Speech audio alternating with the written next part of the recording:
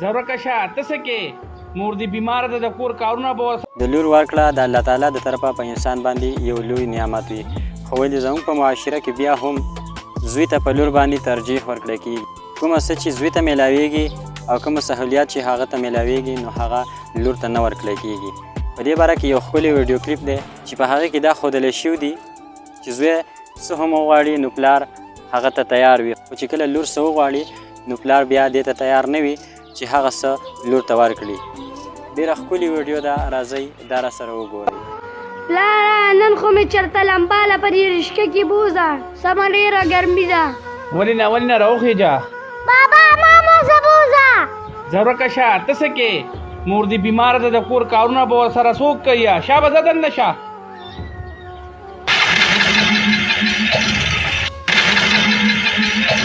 بیا دې په رشکه کې څه چلو شو پلاره؟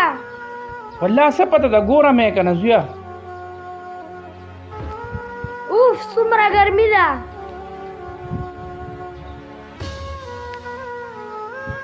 دا څه کې اریبه بابا په تا به شوله کولو، تیز تیز ژوند دی.